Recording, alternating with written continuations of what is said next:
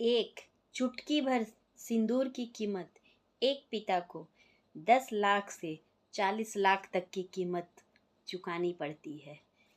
उस पिता के विषय में सोचिए जिस पिता ने पूरी कमाई किस तरह से जोड़ जोड़ कर वह अपनी बेटी का शादी करता है। उस बेटी के घर में आप खाना खाने तो जाते हैं, लेकिन उस पिता के विषय में जरूर सोचिएगा।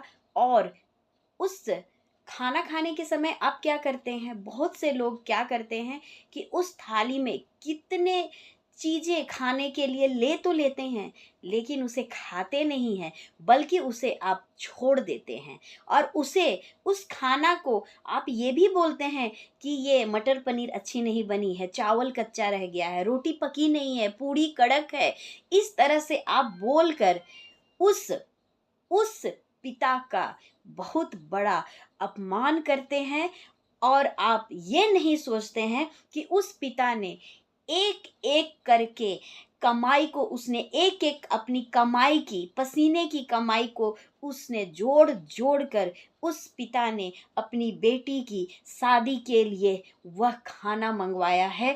5 स्टार से लेकर 3 स्टार होटल या कहीं से भी आपको वो खाना खिला रहा है, जिस थाली का कीमत आपको पता है कि 800 से लेके उसकी कोई कीमत नहीं लगा सकता है, इतना खाना का रेट हो चुका है आजकल। और उस थाली में हम अनगिनत जितने तरह के व्यंजन मिलते हैं, उस व्यंजन को हम थाली में एक साथ भर लेते हैं, लेकिन उसे खाते नहीं हैं।